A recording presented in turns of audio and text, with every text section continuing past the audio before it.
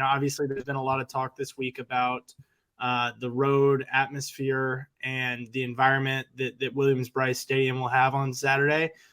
No guys will feel that more than the offense. A lot of defensive players are being asked about it, but in reality, it's probably going to be pretty quiet when they're on the field, which is a nice switch up for them. But for the offense, this is going to be the toughest environment that they've been into to this point, and there's a chance that it's the toughest environment they go into all season. I think Kroger Field at the end of the year, Lexington has a chance to be that way. Obviously, the cowbells at Mississippi State can get pretty loud, but this one is certainly going to be a challenge for these guys. But as we've mentioned several times before, very veteran group. A lot of these guys have been in tough environments before. A lot of them played at Auburn. A lot of them played at Tennessee. Broderick, who we talked to tonight, said that Tennessee was the loudest stadium he's been into. That was his second career start. Got his first career action at Auburn, or extensive action, that is, at Auburn. So he's been in environments like this. Stetson has obviously been in environments like this, but I'm interested to see how they'll respond.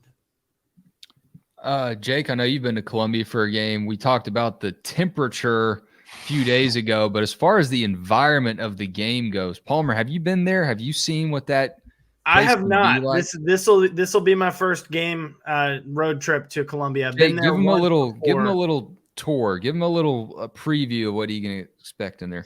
Okay, they're gonna bring out this. They got a chicken. Robo chicken. As my dude from Young Guns. If you've never seen Young Guns, good movie. They're gonna bring out a big old chicken. Okay, and he's gonna be in a cage.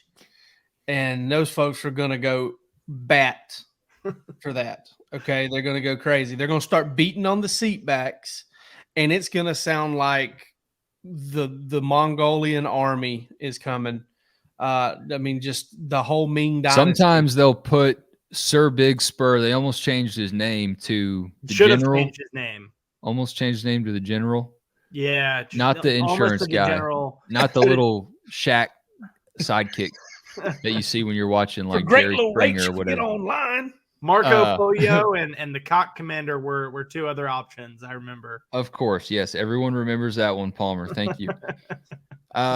Sometimes they'll put them on a tank, like a little tank, and the big human mascot will ride around. So they do all kinds of crazy stuff. It's the SEC. And listen, Palmer, the number one thing, and if you've ever watched a South Carolina game on TV, where especially one that they've won or done well in, you've heard this. That rooster of some sort from some time, I'd love to know when it was recorded, is going to let out a blood-curdling something or another every single time something. Jake, give us your best rooster call. No way. I got kids trying to sleep upstairs. Yeah, you got to keep the little ones asleep. It does sound like they just put that rooster in a very high quality studio quality, like microphone, and then castrated room, and then just castrated. Let it rip. All that aside, huge key to this game is not letting them build confidence early. Palmer, hearing from the guys this week, Jake, step in as well. With that lack of experience in there, how are they getting ready for this? Have you walked by the House of Pain and heard them blaring rooster noises? What are they doing up there?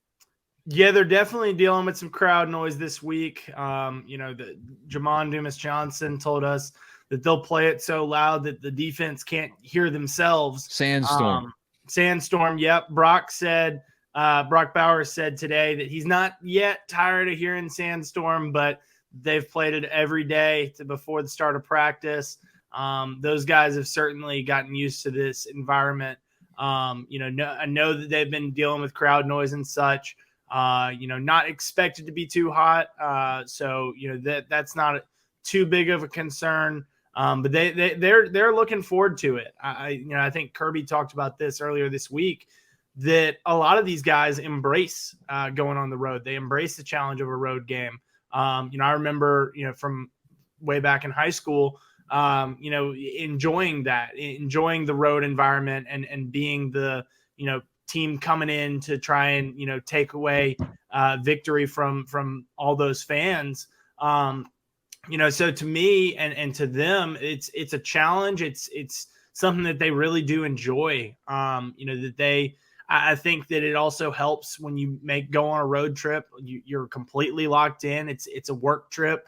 It's a business trip. There's no, no sort of distractions around like you might have when you're within your own environment. So to take them out of that, to get them out on the road, I think these guys are going to respond well. And, and I know you previewed a little bit of it, but speaking to Wes Mitchell from Gamecock Central, he told me, I asked him, hey, what is it that South Carolina is going to have to do if they're going to make this a game, if they're going to win this? And he said they got to get on them early. That South Carolina's got to stay with Georgia early in this contest. And I completely agree, because if you look at, the first half of these games, Georgia is outscoring opponents by a wide margin.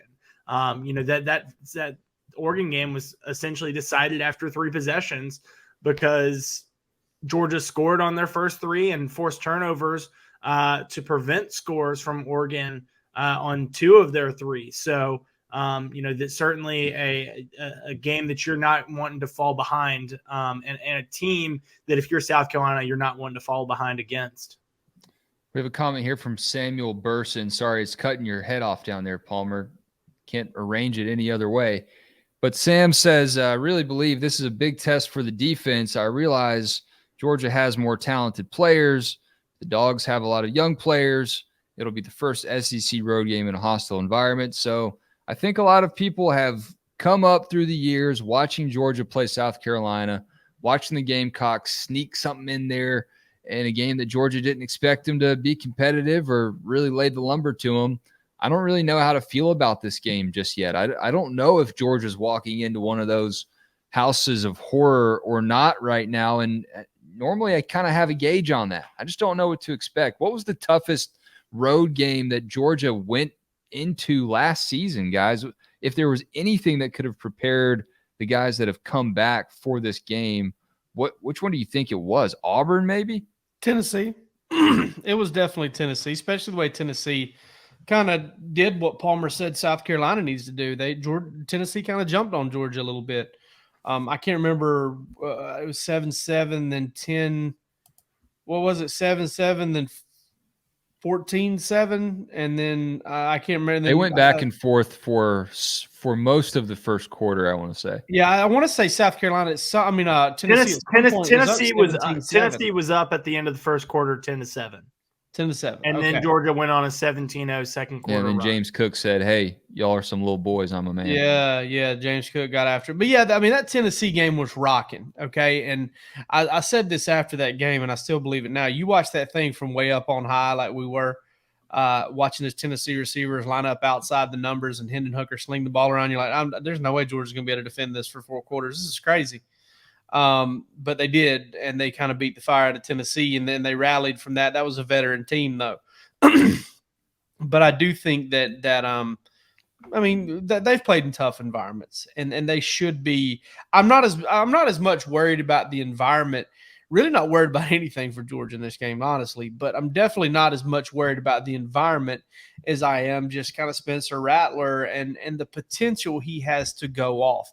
Now, it can look bad. It can go real bad, but it can also go pretty good too. He's a really talented player, and you never want to catch, a guy on Zach Calzada day. You don't want to catch a guy playing a game like he did against Alabama. You never want to catch a talented quarterback playing that well.